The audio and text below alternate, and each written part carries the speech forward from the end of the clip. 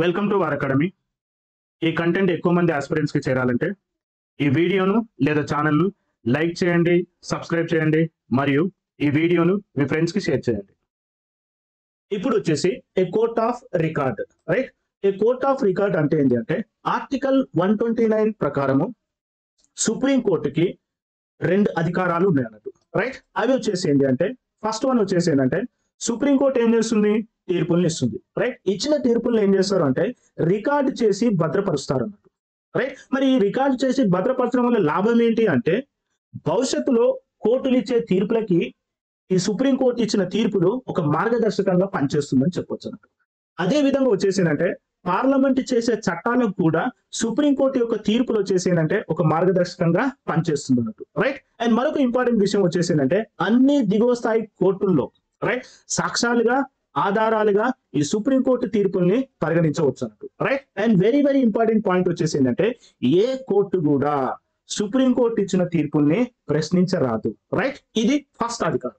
రెండవ అధికారం వచ్చేసి ఏంటి అంటే సో మనకి సుప్రీంకోర్టు ఏం చేస్తుంది? తీర్పుని ఇస్తుంది, రైట్? ఇచ్చిన తీర్పుని ఎవరైనా ధిక్కారం చేస్తే కోర్టు ధిక్కారం కేసు కింద శిక్ష విధించే అధికారము సుప్రీంకోర్టుకి ఉందన్నట్టు.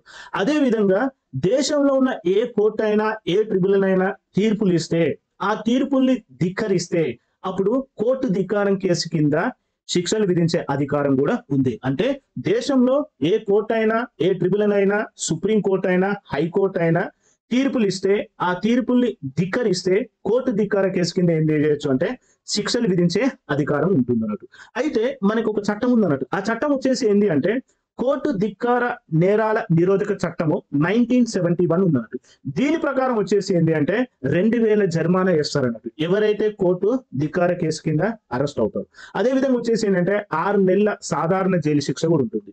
కొన్ని సమయాలలో 2 విధించే అధికారం కూడా ఉందన్నట్టు, రైట్? సో ఇది సెకండ్ పాయింట్ అన్నట్టు.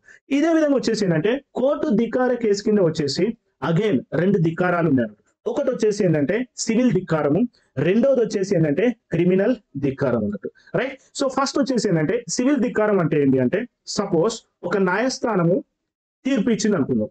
ఇచ్చిన తీర్పుని ఉద్దేశపూర్వకంగా విమర్శ చేసిన తిరస్కరణ చేసిన దాన్ని సివిల్ ధిక్కారం అనే చెప్పవచ్చు, రైట్? అండ్ అదే విధంగా వచ్చేసి ఏంటంటే సో ఇయర్ క్రిమినల్ ధిక్కారం. క్రిమినల్ ధిక్కారం అంటే ఏంటంటే న్యాయస్థానము తీర్పు ఇచ్చింది అనుకుందాం. ఆ తీర్పుకి విరుద్ధంగా గాని కోర్టు గౌరవాన్ని భంగపరిచే విధంగా గాని న్యాయస్థాన పాలనను ఆటంకపరిచే విధంగా గాని ఏదైనా సమాచారాన్ని ప్రదర్శిస్తే అది క్రిమినల్ కంటెంప్ట్ కిందకి వస్తుంది, రైట్? మరి అంటే దీని ప్రకారం వచ్చేసి సుప్రీంకోర్టు లేదా ఇతర కోర్టులు ఏదైనా తీర్పిస్తే ఆ తీర్పు మీద విమర్శ చేయొచ్చా అంటే సో ఇయర్ విమర్శ చెయ్యకూడదు అన్నట్టు చెప్తుంది. కానీ ఏమని చెప్తుందంటే సో ఇప్పుడు న్యాయ ప్రక్రియలలో వచ్చేసి నిజమైన నివేదికలు ఇచ్చిన అర్థవంతమైన విమర్శలు చేస్తే అది కోర్టు ధిక్కారం కిందికి రాదు అన్నట్టు ఇక్కడ చెప్పడం జరుగుతుంది అన్నట్టు, రైట్? ఇది వచ్చేసి ఏంటంటే court of record, right? And sixth one వచ్చేసి power of judicial review. Power of judicial review అనేది అమెరికా రాజ్యాంగం నుంచి గ్రహించడం జరిగింది అన్నట్టు, రైట్? సో ఇక్కడ వచ్చేసి ఏంటంటే ఏదైనా చట్టం కానీ లేదా ఆదేశాలు కానీ లేదా తీర్పులు కానీ రాజ్యాంగానికి లోబడి ఉన్నాయా లేదా అని సమీక్షించే అధికారాన్ని మనం ఏమని పిలుస్తాం అంటే జ్యుడిషియల్ రివ్యూ అని పిలుస్తాము లేదా న్యాయ సమీక్ష అధికారం అని పిలుస్తాము, రైట్? ఇప్పుడు ఏదైనా చట్టం కానీ లేదా ఆదేశాలు కానీ వెలువరిచిన తీర్పులు వచ్చేసి ఒకవేళ రాజ్యాంగానికి విరుద్ధంగా ఉంటే, రైట్, వాటిని కొట్టివేయడం జరుగుతుంది అన్నట్టు. దాన్ని మనం ఏమని పిలుస్తాం అంటే అల్ట్రా వైర్స్ అని పిలుస్తాం అన్నట్టు, రైట్? అదే విధంగా వచ్చేసిందంటే సో ఇయర్ గవర్నమెంట్ ఆర్గాన్స్ తీసుకునే నిర్ణయాలు లేదా చర్యలు రాజ్యాంగానికి లోబడి ఉన్నట్లయితే వాటిని కొనసాగించడం జరుగుతుంది అన్నట్టు. దీన్నే మనం ఏమని పిలుస్తాం అంటే ఇంట్రా వైర్స్ అని పిలుస్తాం అన్నట్టు, రైట్? అండ్ మరి ఇంపార్టెంట్ విషయం వచ్చేసింది అంటే ఇక్కడ న్యాయ సమీక్ష అధికారాన్ని రాజ్యాంగంలో ప్రత్యక్షంగా ఎక్కడ కూడా పేర్కొనలేదు. బట్ దీని అర్థం వచ్చేసి వివిధ ఆర్టికళ్లలో అంతర్లీనంగా ఇమిడి ఉన్నట్టు మనకి ఇక్కడ చెప్పడం జరుగుతుంది అన్నట్టు. అండ్ అదే విధంగా వచ్చేసి ఏంటంటే న్యాయ సమీక్ష అధికారము సుప్రీంకోర్టు మరియు హైకోర్టులకి కల్పించడం జరిగింది అన్నట్టు. అయితే ఈ న్యాయ సమీక్ష అధికారం వల్ల ప్రాముఖ్యత ఏంటి అంటే న్యాయ సమీక్ష అధికారం యొక్క ప్రాముఖ్యత వచ్చేసి ఏంటంటే ఒకటి వచ్చేసి ఏంటంటే రాజ్యాంగ ఔన్నత్యాన్ని కాపాడుతుంది. అండ్ సెకండ్ వన్ వచ్చేసి ఏంటంటే సమైక్య సమతుల్యతను కూడా ఇది కాపాడుతుంది. అండ్ థర్డ్ వన్ వచ్చేసి ఏంటంటే పౌరుల ప్రాథమిక హక్కులను కూడా కాపాడుతుంది. అండ్ ఫోర్త్ వన్ వచ్చేసి ఏంటంటే న్యాయశాఖ యొక్క స్వాతంత్రతను కూడా ఇది కాపాడుతుంది. అదే విధంగా వచ్చేసి ఏంటంటే కార్యనిర్వాహక శాఖ యొక్క నియంతృత్వాన్ని నిషేధిస్తుంది. రైట్. అండ్ సిక్స్త్ వన్ వచ్చేసి ఏంటంటే శాసన కార్య నిర్వాహక శాఖల అధికార దుర్వినియోగాన్ని కూడా ఇది అడ్డుకట్ట వేస్తున్నట్టు. రైట్. ఇది పవర్ ఆఫ్ జుడిషియల్ రివ్యూ అన్నట్టు. రైట్. అండ్ నెక్స్ట్ వన్ వచ్చేసి ఏంటంటే కాన్స్టిట్యూషనల్ ఇంటర్ప్రిటేషన్. అంటే సో రాజ్యాంగాన్ని వ్యాఖ్యానించే అధికారం ఎవరికి ఉంది అంటే సుప్రీంకోర్టుకు ఉంది అన్నట్టు. అంటే సుప్రీంకోర్టు రాజ్యాంగం యొక్క అత్యున్నత వ్యాఖ్యానత అని చెప్పొచ్చు అన్నట్టు. రైట్. సో ఇది సుప్రీంకోర్టు ఏం చేస్తుందంటే రాజ్యాంగాన్ని వ్యాఖ్యానించే అధికారం దీనికి ఉందన్నట్టు. సో ఇది వచ్చేసి ఏంటంటే వివిధ సిద్ధాంతాల ఆధారంగా వచ్చేసి రాజ్యాంగాన్ని ఇంటర్ప్రిట్ చేస్తున్నట్టు.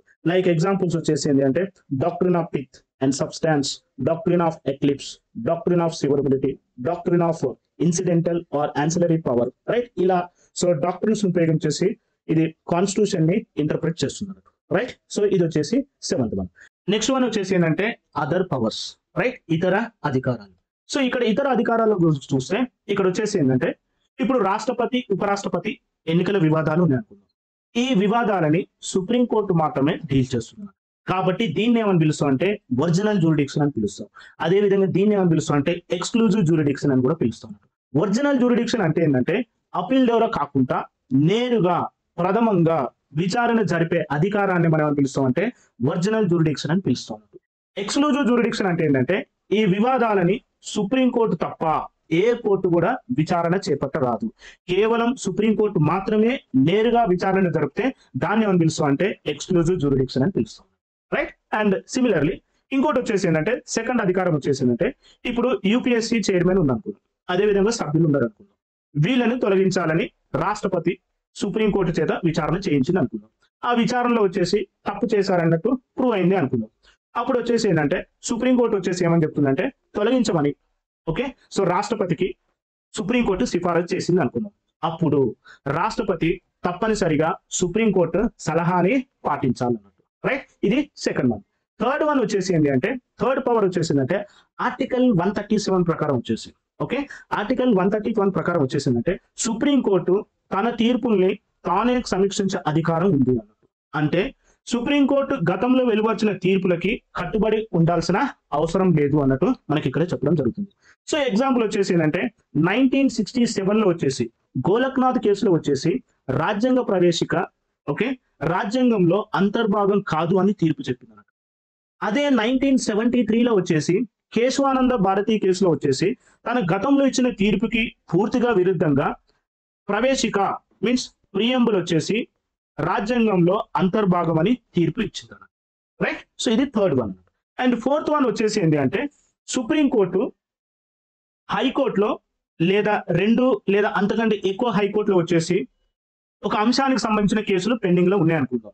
రైట్. సో సుప్రీంకోర్టు ఆ కేసుల్ని తన పరిశీలనను బదిలీ చేసుకొని విచారించే అధికారం ఉంది అన్నట్టు మనకి ఇక్కడ చెప్పడం జరిగింది.